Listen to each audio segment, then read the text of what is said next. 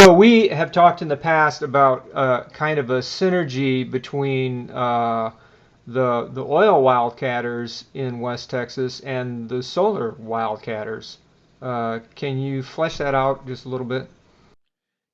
Yes, well, it's really an oil play, as you know, in the horizontal drilling world, which really has taken off in the last 5 or 6 years. I mean, it's remarkable to imagine that the United States has gone from 5 million barrels a day to almost 9.6 million barrels a day last month.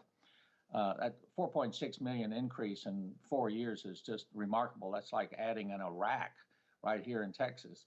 But what's happened in Texas is that these oil wells still need pump jacks. And pump jacks are those things you see that go up and down, but these are big ones because these are deep wells and they're horizontal.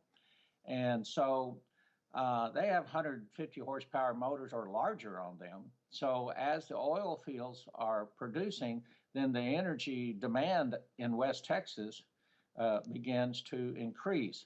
Now, that hasn't happened in a long time. West Texas has been losing population to the cities in the east for a long time. And so we're actually seeing the load increase out there.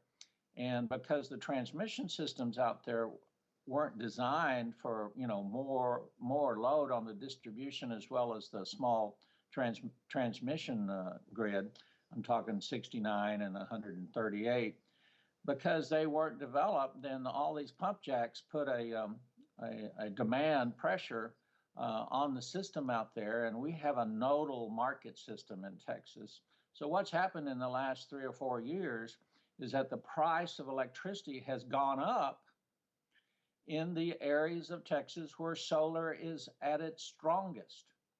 And so it's at least ironic that the solar industry is able to come on quicker and stronger because of the demand that was put on the system by the oil industry, and the pricing out there is such that we're gonna see solar be developed in West Texas almost on a par that we saw when we took off with wind.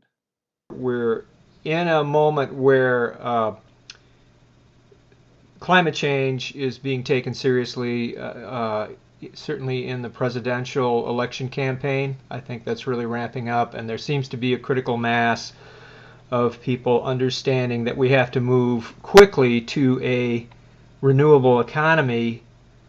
Um, but the predictions that have been made for how quickly we can bring renewables on from the usual sources have usually been way too conservative. It's coming on faster than anybody imagined.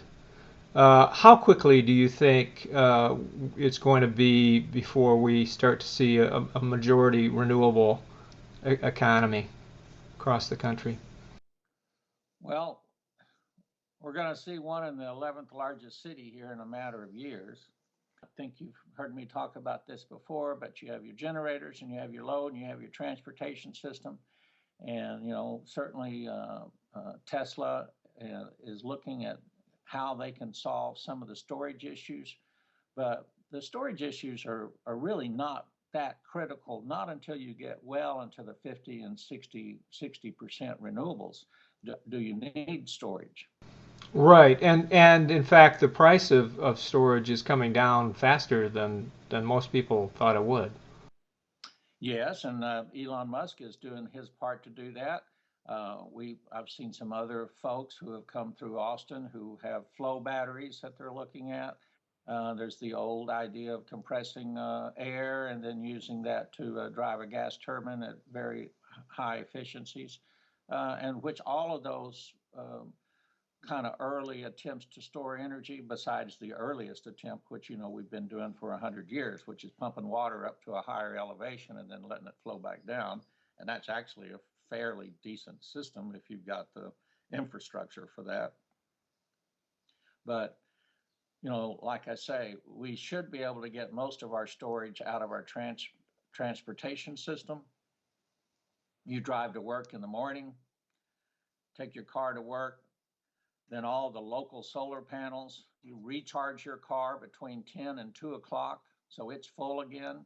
And then if the utility needs to borrow a little energy from transportation grid, it does, on peak between 4 and 6 o'clock, and it still leaves you plenty of energy to drive home. It's that kind of unification that we have to move to in order to have a really evolved energy system. And I think we'll be doing that. This is, like I said, this is what John Wellinghoff preached as the Federal Energy Regulatory Commissioner, and I think we will see this gain more and more acceptance and much quicker than many would imagine, especially at these prices. Because if we can get solar and wind at $40 a megawatt hour, all the folks who are talking about the Obama clean energy plan are really going to look silly, because the fact is that it'll be just like it is here in Austin. We'll be able to move and achieve the goals that the president wants to achieve, and as we do achieve those goals, we will actually, I believe, with the advancement of technology that we're seeing in Austin and deploying here in Austin, we'll actually see a reduction of rates.